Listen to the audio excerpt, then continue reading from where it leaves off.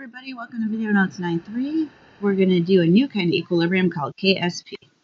So make sure you're reading section 17.9. There's a lot of pictures and examples that might help you. So dissolving equations for salts. So when we put a salt into water, it's going to dissolve, hopefully, most of them, many of them. And when they dissolve, since they're ionic salts, they dissolve into their ions. How do I know the charges? Well, I can use a periodic table, or I can have them memorized, right? Now, this 2 means that 2 chloride ions form when you put that into water. Okay, copper bromide is going to turn into copper ions and bromide ions. Now you might be wondering, how did you know it's +1, Harbs? Well, bromide's -1 periodic table, and there's 1 copper with it, so that's how I know. All right, now that we have an equation, we can write a KEQ. Let's write it. I'm just going to write K for a special reason. I'm going to take the products, concentration of lead ions, that's a plus, times the concentration of chloride ions. What do I do with the concentration of chloride? I square it because there's a coefficient of 2. Now, why did I put the charges in the brackets? Because that represents the chemical identity. All right, why did I put the 2 outside coefficients? All right, let's do this one.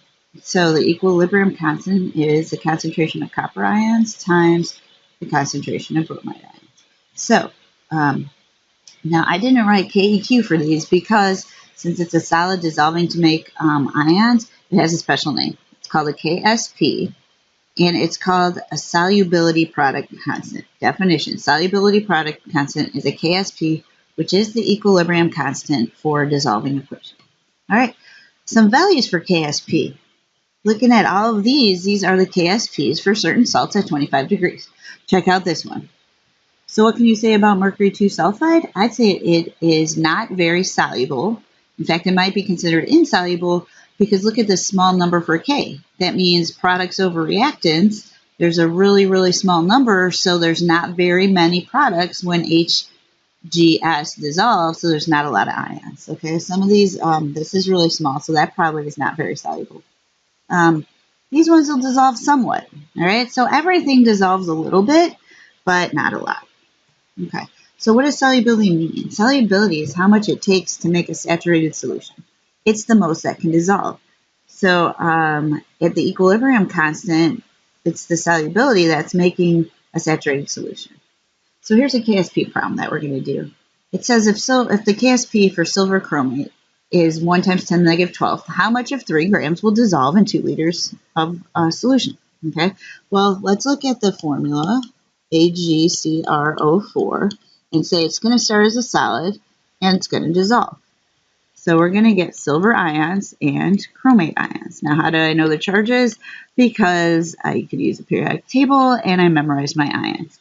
Now, I need to put a 2 in front of silver because every time this breaks apart, I'm going to get 2 of those and 1 of those. It's a 3-for-1 deal. Okay, let's write a KSP for it, solubility product constant. So I'm going to take the concentration of silver ions squared, because the coefficient's 2, times the concentration of chromate ions. All right, so what do we got to do here?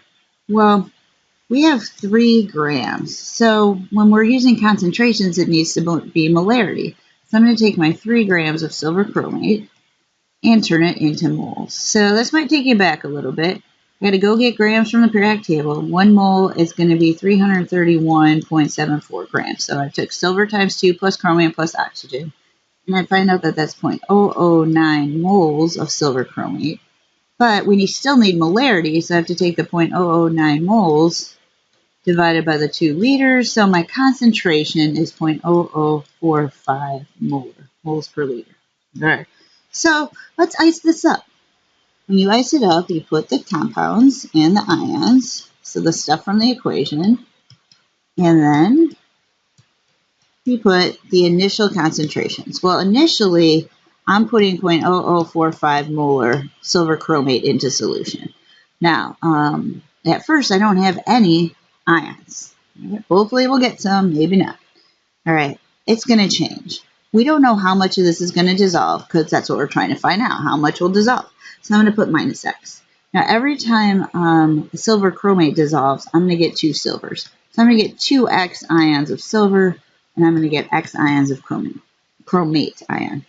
All right, so at equilibrium, 0.0045 minus x is going to be what dissolves. And then I'm going to get 2x silver ions and a concentration of x chromate ions. Oops, go back. Okay, so what do I do next? Well, it's the equilibrium constant. So I'm going to put 1 times 10 to the negative 12 for my KSP. It's going to be equal to the concentration of silver ions. So I'm plugging it into here. 2x, and that's going to be squared. I'm going to put x in for chromate. And now I have to solve this. This is 4x cubed. Okay.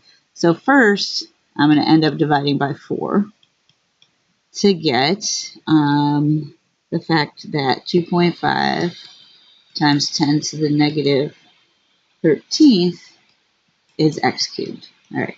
I'm going to take the cube root of both sides. Okay. Cube root, and I find out that x equals 6.30 times 10 to the negative 5th. All right. So x is 6.30 times 10 to the negative 5th. Now, I have to see how much dissolves. So, I know that 0.0045 molar was put in, minus x, which is 6.30 times 10 to the negative 5th.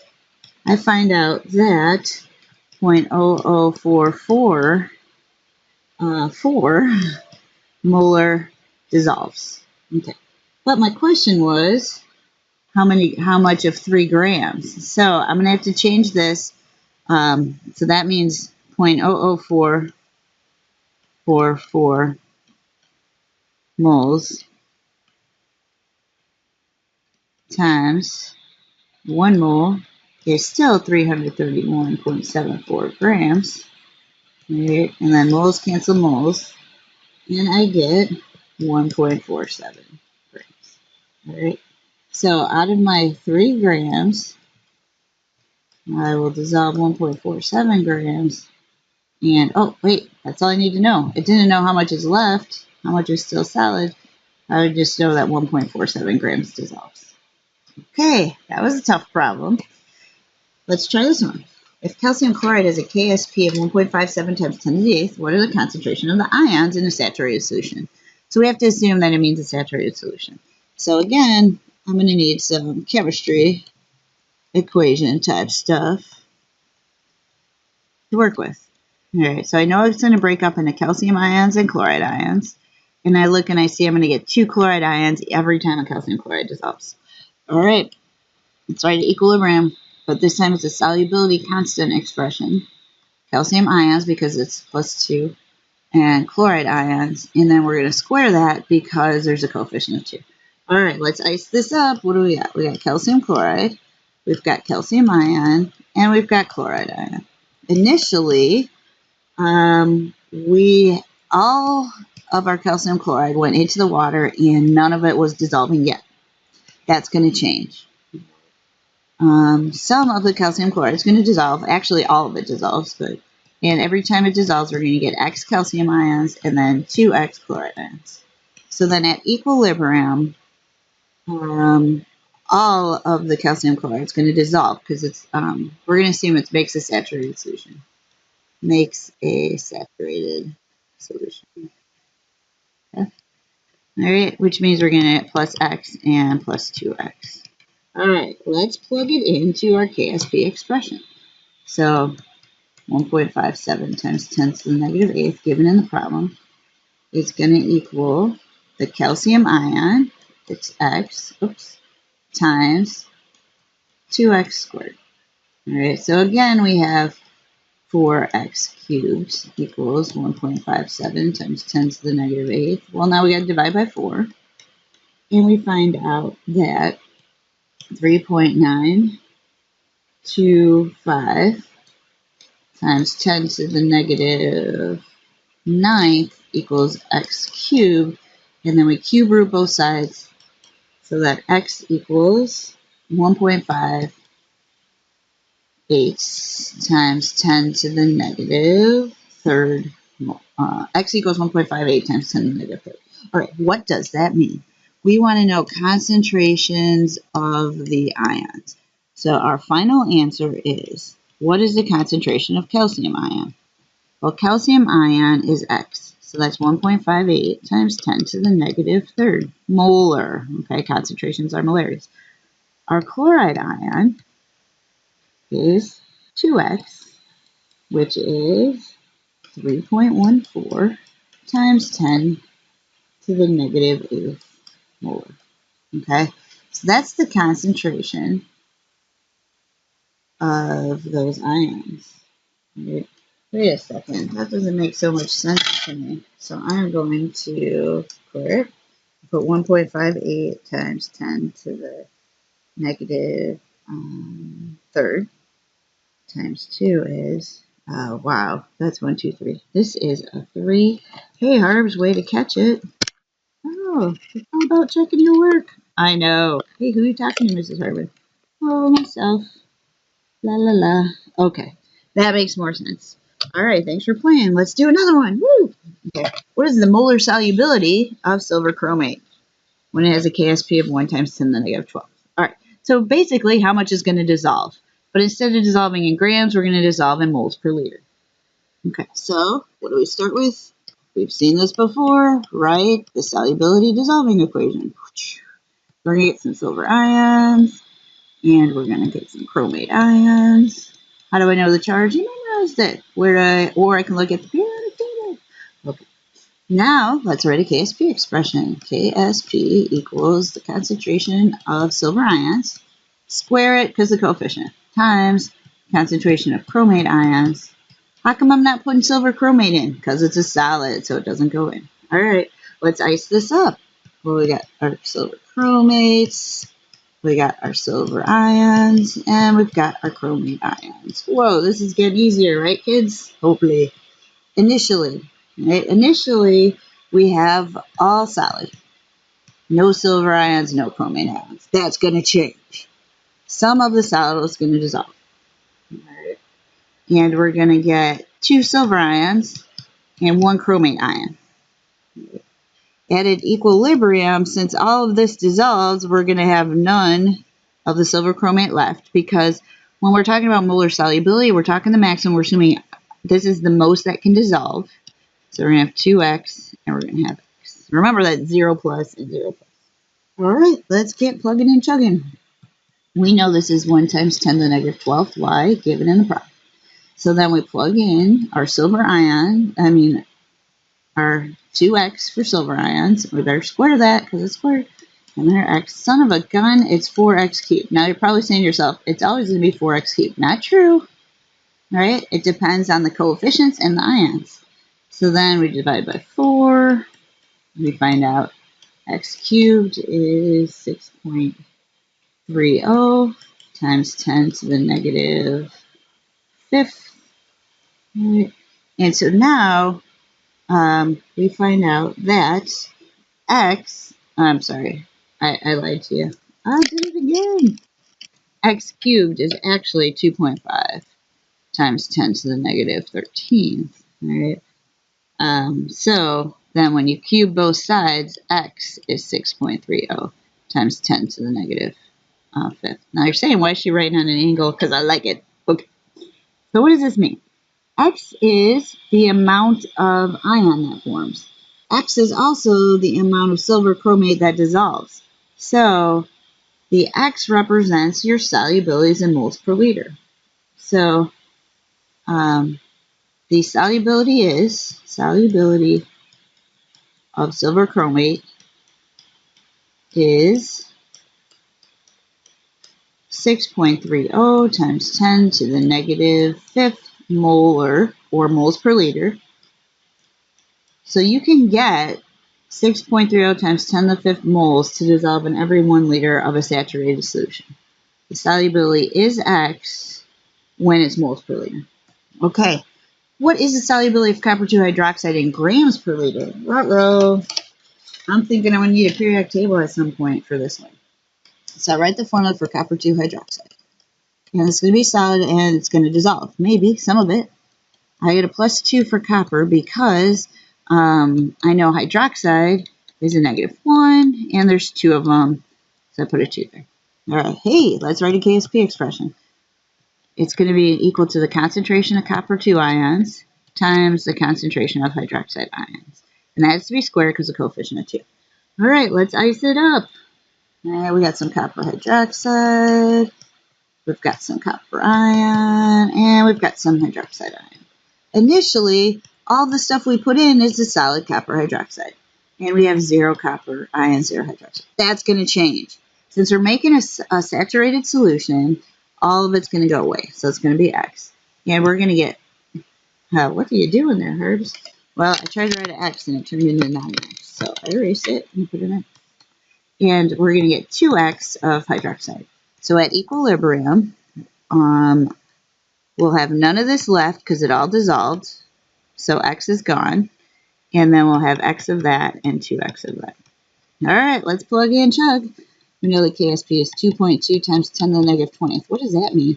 That's such a small number. I don't think this is very soluble. I don't think we're going to get very many grams per liter to this all. All right, well, this is a bracket now. So I put it, not a bracket, it's a parenthesis. And then I'm going to put a 2x and I'm going to square it. Dang it, I should have used an example that didn't have a 4x cubed, but I didn't. All right, so then I'm going to divide by 4, and then I'm going to square root both sides. When I divide by 4, I get 1.77 times 10 to the negative 7th. Just kidding. I get 5.5 times 10 to the negative 21st is equal to x cubed, and then when I find x, I get 1.77 times 10 to the negative 7. So what does that mean? That means the molar solubility, all right?